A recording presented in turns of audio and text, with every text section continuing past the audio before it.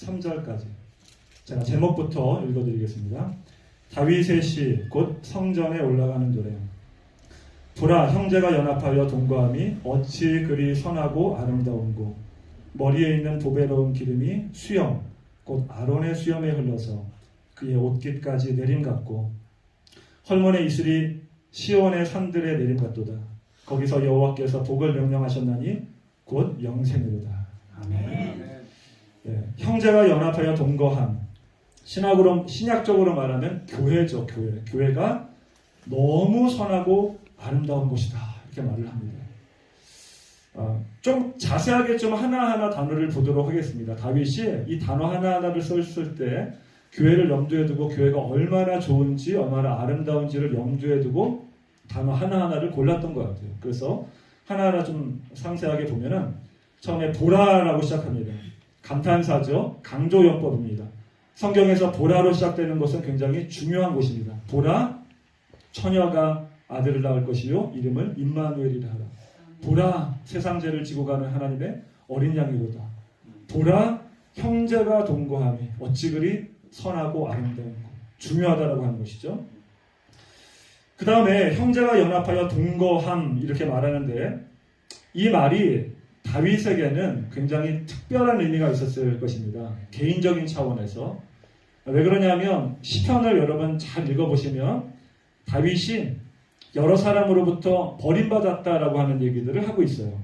그렇죠? 자세하게 찾지는 않겠지만 친구로부터 버림받았다 그러고, 이웃으로부터도 버림받았다 그러고, 친척들도 다윗을 버렸다 그러고, 형제들도 버렸다 그러고, 심지어 부모들까지도 버렸다고 하고, 아들 압살롬까지도 다윗을 죽이려고 합니다. 주변에 있는 모든 사람들이 다 버렸대요. 버림받은 다윗입니다. 그런데 그가 이렇게 고백합니다. 교회 오니까 어떻대요? 형제가 연합하여 동거함.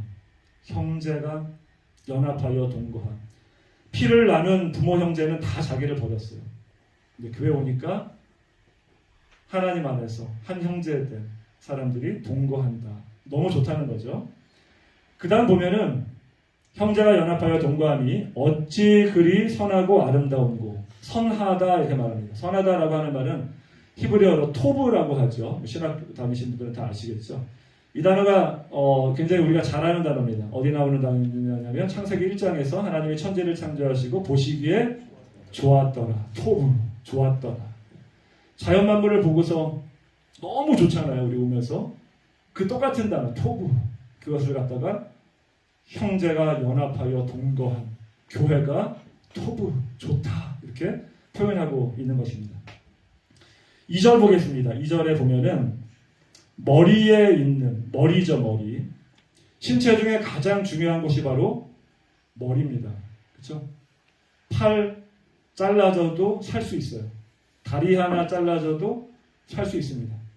머리 자르면 죽죠. 그렇죠? 물론 심장도 중요하지만 굉장히 중요한 곳이에요, 머리가. 머리가 다 온몸을 통제하죠. 권위를 상징합니다. 머리가 가장 중요한데 교회가 바로 그와 같다는 거죠. 교회가 그렇게 중요하다는 거죠. 그 다음 뭐라고 말합니까? 머리에 있는 보배로운 기름이. 그냥 기름이 아니에요. 보배로운 기름. 예나 지금이나 기름은 굉장히 귀중한 것입니다. 그렇죠? 특히 대제사장을 임명할 때 썼던, 지금 여기에 나오는 이 기름은 더 특별합니다. 관유라고 하는데 이 재료가 뭐냐 하면은 출애굽기 30장 23절부터 25절까지를 보게 되면, 제가 읽어드릴게요. 찾지 않으셔도 됩니다. 어차피 찾으셔도 잘 몰라요. 저도 잘 모릅니다. 너는 상등 향품을 가지되 액체 모략 500세겔과 그 반수의 향기로운 육개 250세겔과 향기로운 창포 250세겔과 계피 500세겔을 성소의 세겔로 하고 감람기름 한 흰을 가지고 그것으로 거룩한 관유를 만들되 향을 제조하는 법대로 향기름을 만들지니 그것이 거룩한 관유가 될지라. 모략이 뭔지 육개가 뭔지 창포 계피 몰라요. 잘 모르지만 하여튼 귀하다는 겁니다. 비싸다는 거예요. 그렇죠? 가장 향기로운 거라고 합니다. 그런 것으로 다 복합적으로 해서 만든 게 바로 대제사장에게 붓는 보배로운 기름이다라고 하는 것이죠. 그 다음에 이렇게 말하죠. 수염. 그렇죠? 머리에 있는 보배로운 기름이 수염. 이스라엘에게 있어서 수염은 명예를 상징했습니다. 잘 아시죠? 그래서 그 다윗이 왕으로 있었을 때 그 암몬 왕 나하스가 죽었잖아요. 그때 암몬 왕이 죽었을 때 조문 사절단을 보냅니다. 근데 그 아들 한운 왕이 그 조문 사절단의 수염을 딱 잘라버리죠. 그걸 다윗이 알고서 이게 너무 불명예스러운 거니까 수염이 다 자랄 때까지 그 암몬 국경 가까운 도시에서 머물고 있게 하고 이렇게 나중에 오게 하죠. 그 정도로 수염이 명예를 상징하는 굉장히 중요한 것이었는데, 영화로움을 상징하는 것이었는데, 그게 뭐가 같다? 교회가 그와 같다. 이렇게 말을 하고 있는 것이죠. 근데 이 수염이 누구의 수염이냐? 아론의 수염이라고 말합니다. 아론의 수염. 그렇죠? 아론은 누구죠? 제사장 중에서도 대제사장이죠. 예. 제사장은 여러 명이지만 대제사장은 한 명입니다. 전국에 한 명이에요. 근데 여기서 대제사장의 수염이라고 말하지 않았죠. 아론의 수염이라고 말했습니다. 무슨 의미가 있을까요? 아론은 누굽니까? 초대 대제사장이죠. 1대 대제사장입니다. 그러니까 대제사장들 중에서도 첫 번째, 초대, 1대, 아주 중요한 사람이라고 하는 것이죠. 교회가 바로 그와 같다라고 하는 것이죠. 그렇죠? 근데 그 기름이 어디까지 흘러내리냐면 그의 어디까지요? 옷깃까지. 옷. 대제사장의 옷이 어떻게 만들어지죠? 예, 크게 말하면 8가지로 구분 됩니다. 대제사장의 옷이. 이거를 제가 지금 다 설명 드릴 수는 없고, 기본적으로 대제사장의 옷은 세마포로 만들게 되는데, 이 세마포라고 하는 게 뭐냐 하면 쉽게 설명하면 이런 겁니다. 우리 요즘에도 면수가 있잖아요. 면수. 뭐 면 40수 그렇게 말하나요? 면 100수 뭐 이렇게 말하잖아요. 그 수가 뭐죠? 그렇죠. 1수가 뭐냐면 1g으로 1.7m를 뽑아내는 거래요. 그러니까 면 1g을 가지고 1.7m를 뽑아내는 면은 1수. 40수면 1g 가지고 40 곱하기 1.7m를 뽑아내는 거래요. 100수면 면 1g 가지고 100 곱하기 1.7m를 뽑아내는. 그러니까 면수가 높아지면 높아질수록 가늘어지겠죠? 비싸겠죠? 세마포라고 하는 것은 그 당시에 가장 가늘게 뽑을 수 있을 만큼의 뽑아서 만든 옷. 그게 세마포입니다. 가장 귀한 것. 가장 보배로운 것.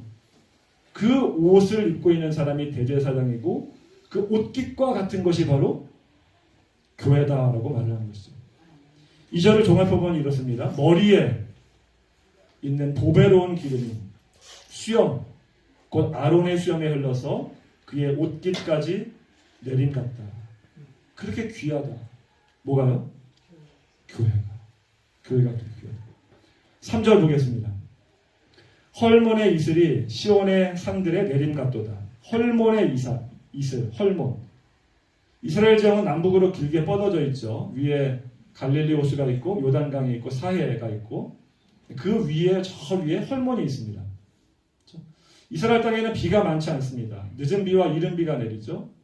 근데 늦은 비와 이른 비 사이에도 물이 있어야 되는데 그 물을 어디서 공급하느냐 하면 갈릴리 호수와 요단강 사해에서 물을 얻게 되죠. 근데 이 갈릴리 호수, 요단강 사해까지 내려오는 모든 물줄기가 어디서 시작되냐 하면은 헐몬산에서. 이게 만년설입니다. 그렇죠? 항상 눈으로 덮여 있는 거기서부터 내려오는 것이죠. 그러니까 이스라엘 땅의 생명줄기와 같은 아주 중요한 것이 바로 헐몬의 이슬인데 이 이슬이 시온의 산들의 내림 같도다. 너무 귀하다. 생명과 같다.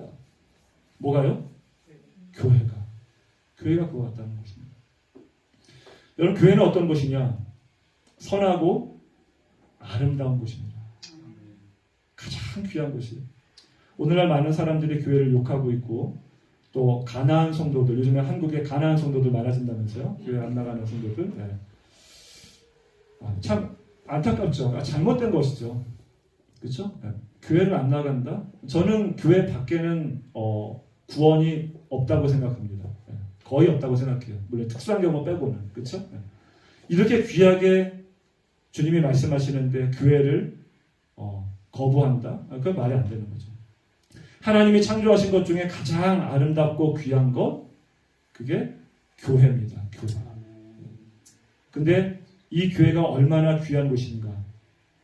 하나님이 이 땅에 오셔서 이 교회를 위해 십자가에 달려 돌아가시고 피 흘려 죽기까지 그러면서 세우신 교회. 그래서 이 교회가 값진 것이죠. 그런데 여러분, 오늘 본문에서 교회가 이렇게 선하고 아름답다라고 말을 하고 있는데, 솔직하게 한번 얘기해 봅시다. 오늘날의 교회도 이렇게 선하고 아름다운가요? 어떻습니까? 여러분의 교회는 어떻습니까? 아니, 여러분 주변에 있는 교회는 어떻습니까? 다윗이 교회가 이렇게 선하고 아름다운 곳이다, 이렇게 귀한 곳이다 라고 말을 하고 있는데, 감탄하고 있는데, 오늘날 우리들의 교회는 어떻습니까? 솔직히 말하면 이 정도 아닌 것 같지 않습니까? 교회 안에 분쟁이 있고 다툼이 있고 또 교회 같지 않은 교회들이 얼마나 많은지 모릅니다. 세상으로부터 손가락질 당하고 또 교인들 중에는 교회 때문에 힘들어하고 교회 때문에 잠 못 자고 교회 때문에 평안이 없는 사람들이 얼마나 많은지 모릅니다. 그러면 오늘 본문에서 교회가 이렇게 좋은 곳이다, 또 아름다운 곳이다 라고 말하고 있는 이유는 무엇입니까? 그냥 모이기만 하면은 다 이렇게 좋은 곳입니까? 교회 간판만 걸면 다 좋은 곳이 되는 건가요? 그 답은 마지막 구절에 있습니다. 우리 마지막 구절에 이렇게 말합니다. 3절 후반절. 거기서 여호와께서 복을 명령하셨나니 곧 영생이로다. 교회가 왜 좋은 곳이냐? 그곳에 영생이 있기 때문이지. 생명이 있기 때문이지. 근데 주님이 명령하셨대요. 영어 성경에는 비스토, 주다, 수여하다 이렇게 나와 있는데 히브리어에는 정확하게 명령하다라고 나왔습니다. 치와라고 하는 단어로 명령한 거예요. 하나님이 생명, 영생을 교회에 명령하셨다라고 말합니다. 교회 안에 영생이 있어야 된다는 거죠. 그 영생이 있기 때문에 교회가 선하고 아름다운 것이죠. 생명이 있을 때 아름다운 것입니다. 그런데 오늘날 많은 교회들은 영생에 관심이 없죠. 교회 건물에 관심이 있어요. 사람 숫자에 관심이 있어요. 그냥 자기들 교제하는 거에 관심이 있어요. 사람을 살리는 것에는 별로 관심이 없어요. 교회가 확장되는 것에만 관심이 있어요. 그러니까 교회가 선하고 아름답지 못한 교회들이 많아지는 거죠. 아무리 작은 교회라고 하더라도 그 가운데 영생이 있을 때, 생명이 있을 때 그 교회는 정말로 선하고 아름다운 교회가 되는 것이죠. 성경에서 분명히 이렇게 말하잖아요. 아들이 있는 자에게는 생명이 있고 아들이 없는 자에게는 생명이 없느니라. 예수 그리스도 그분이 있으면, 그 생명이 넘치면 그 교회가 바로 선하고 아름다운 교회가 되는 것이죠. 그런데 오늘날에는 그걸 잃어버린 교회가 참 많은 것 같아요. 여러분, 앞에 우리가 십자가가 있습니다. 십자가가 상징하는 것이 무엇입니까? 고대 로마 시대에는 사형 집행 도구였었죠. 반란자들, 그렇죠? 정치범들 죽이던 사형 집행 도구였습니다. 사형 집행 도구를 종교의 상징으로 만드는 종교는 아마 기독교밖에 없을 거예요. 십자가를 4세기 전까지 초대교회 성도들은 우리처럼 이렇게 상징적으로 앞에 달아놓지 못했다고 합니다. 왜 그랬냐면 예수님 믿다가 내 지인 가운데 십자가에 달려 죽은 사람들이 많았기 때문이에요. 내 친척, 내 가족이 저 십자가에 달려 돌아가는 끔찍한 사형도구인데 저거만 보면 내 가족이 생각이 나는데 어떻게 저걸 앞에 달 수 있겠습니까? 예수님이 저기에 십자가에 달려 돌아가셨죠. 우리의 죄를 위해서. 그런데 오늘날 많은 교회들은 어떠냐? 많은 성도들이 저 십자가 앞에다 대고 자기의 복을 빌어요. 잘 살게 해달라고. 출세하게 해달라고.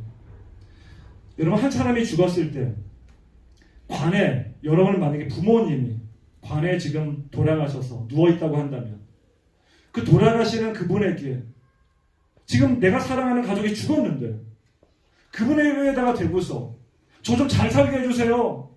저 좀 출세하게 해주세요. 저 좀 건강하게 해주세요. 장수하게 해주세요. 라고 하는 말이 나올 수 있겠나요? 내가 사랑하는 가족이 돌아가신 그 자리에 장례식인데 그분의 죽음을 더 슬퍼하며 기리는 것이 마땅한 건 아닌가요? 십자가는 우리를 위해서 이 땅에 오신 예수님이 돌아가신 상징입니다. 저기 돌아가셨어요.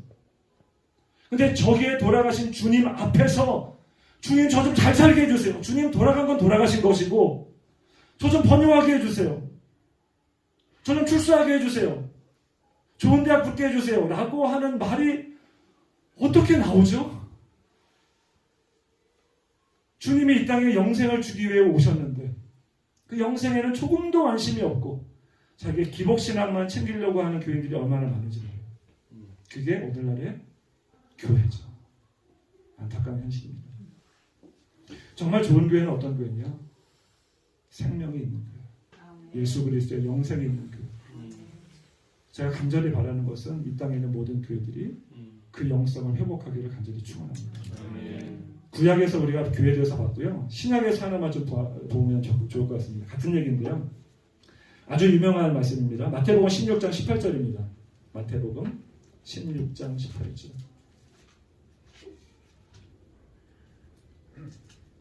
우리 기도할 때 우리 많이 인용하는 구절이죠. 마태복음 16장 18절입니다. 다 찾아보시면 좋을 것 같아요. 네. 자, 같이 한번 읽어보겠습니다. 시작.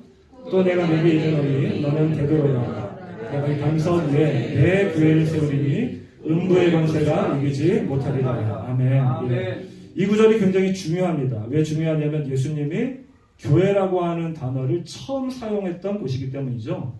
잘 아시는 것처럼 이 배경은 베드로가 주는 그리스도시여 살아계신 하나님의 아들이십니다라고 하는 고백 이후에 예수님께서 이 반석 위에 내 교회를 세우겠다 이렇게 말합니다. 근데 이 구절에 교회가 어떤 곳인지 특성을 아주 잘 드러내는 내용이 나옵니다. 많은 분들이 이걸 놓치는데 이게 뭐냐면 우리 기도할 때도 많이 하는 것처럼 내 교회를 세우리니 어떤 교회? 음부의 권세가 이기지 못하는 교회. 이게 주님이 처음 교회를 세우겠다라고 했었을 때에 염두했던 교회입니다. 처음 말씀하신 거니까. 교회라고 한다는 처음 쓴 거니까. 근데 이 음부의 권세가 이기지 못하리라라고 하는 번역이 잘못됐어요. 아시죠? 번역이 잘못됐습니다. 정확히 말하면 음부의 권세가 아니라 음부의 문입니다. 그래서 영어 성경에 보면 The Gates of Hell, The Gates of Hades라고 나옵니다. 음부의 문이 이기지 못하리라. 이게 정확한 번역입니다. 그러면 이 번역의 차이가 뭐죠? 한글 성경처럼 음부의 권세가 이기지 못하리라라고 하는 번역과 음부의 문이 이기지 못하리라라고 하는 번역의 차이가 뭡니까? 내세와 영생의 차이. 예. 그렇게도 볼 수 있을 것 같고요. 저의 해석은 아주 중요한 차이입니다. 어떤 차이냐? 한글 성경처럼 음부의 권세가 이기지 못하리라라고 말하면 누가 누구를 공격하는 거죠? 한글 성경으로 보면 음부의 권세가 교회를 공격하는데 교회가 능히 방어해낼 수 있을 만큼 음부의 권세가 이기지 못하는 교회다라고 하는 인상을 많이 줍니다. 맞습니까? 예. 그런데 음부의 문이 이기지 못하리라라고 하는 번역을 사용하게 되면 의미가 완전히 달라집니다. 누가 공격하는 거예요? 교회가 음부를 공격하는 거예요. 고대 시대의 전쟁에는 성을 장악하기 위해서 성문을 먼저 부서뜨립니다. 음부를 교회가 공격하는데 그 음부의 문이 이기지 못할 것이다 라고 말하는 거죠. 그러니까 주님이 처음 교회를 세울 때 염두하셨던 그 교회는 방어적, 수동적 교회가 아니라 공격적, 전투적 교회예요. 아멘. 공격적, 전투적 교회입니다. 음부의 권세가 이기지 못하는 교회가 아니라, 물론 그것도 맞지만 음부의 문을 부서뜨리는 교회, 그 교회를 염두에 두고 주님이 교회를 세운다라고 말하고 있는 것이죠. 그런데 여러분, 오늘날 교회들은 어떻습니까? 많은 교회들이 방어적, 수동적 교회죠. 교회 안에서 교제 나누고 사랑을 나누고 성경 공부하고 그거밖에 몰라요. 그렇죠? 정말로 음부의 문을 부서뜨리는, 어떻게 문을 부서뜨리죠? 간단히 말하면 두 가지죠. 기도. 그렇죠? 두 번째는 복음 전파입니다. 복음을 전파함으로 말미암아 믿지 않는 자들, 그렇죠? 어둠의 영에 갇혔던 자들, 그렇죠? 묶여있는 자들을 풀어내는, 음부의 성 안에 갇혀있는 자들을 문을 부서뜨리고 구출해내는, 그것이 바로 교회다라고 주님이 말씀하시는데, 오늘날의 많은 교회들은 그렇지 못한 교회가 참 많은 것 같습니다. 교회는 유람선이 아니죠. 교회는 전투함입니다. 주님은 공격적, 전투적 교회를 만드시기를 원하셨던 것입니다. 그 교회가 바로 시편 133편 우리가 봤던 그 시편에서 말하는 형제가 연합하여 동거하니 어찌 그리 선하고 아름다우고, 그 교회와 동일한 교회의 모습인 것입니다. 제가 10여 년 전에 아틀란타 침례교회에 그 가정교회 세미나를 갔던 적이 있었습니다. 거기 가서 그 교회 첫날 인상은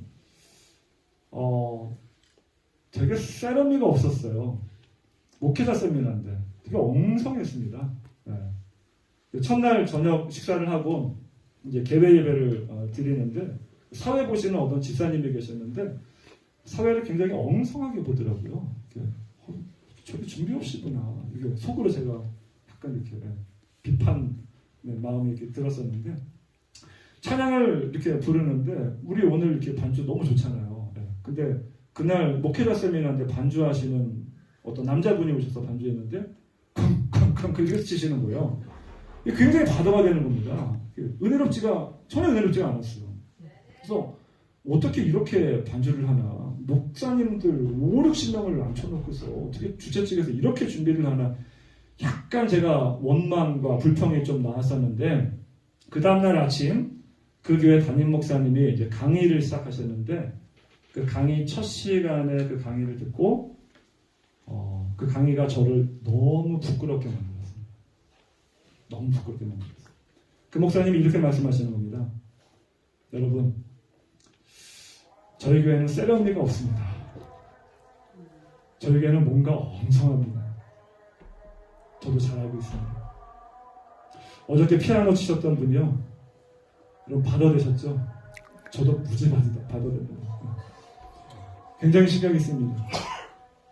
근데 여러분, 그분이 어떤 분인지 아십니까?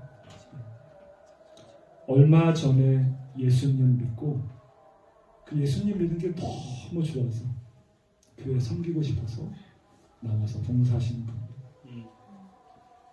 우리 교회는 그런 분들이 너무 많습니다. 그러시는데 제가 너무 회개가 됐어요. 그 전날 비판했던 마음. 그러면서 그 목사님이 이어서 이런 말씀을 하시더라고요. 여러분, 교회는 병원과 같은 교회가 되어야 됩니다. 병원은 아주 사소한 것 하나가 큰 기쁨이 되는 것입니다. 무슨 얘기냐? 여러분, 손가락 이렇게 까딱하는 거 하나도 안 어렵죠? 눈 깜빡 한번 해보시겠어요? 눈 깜빡? 너무 자연스럽죠? 힘들지 않죠? 한 번 깜빡했는데 땀이 뻘뻘 나거나 이런 거, 이러시면 안 계시죠? 너무 편하죠. 그런데 병원에서는 어떠느냐? 어머, 저 병실에 어떤 환자가 한 달 만에 드디어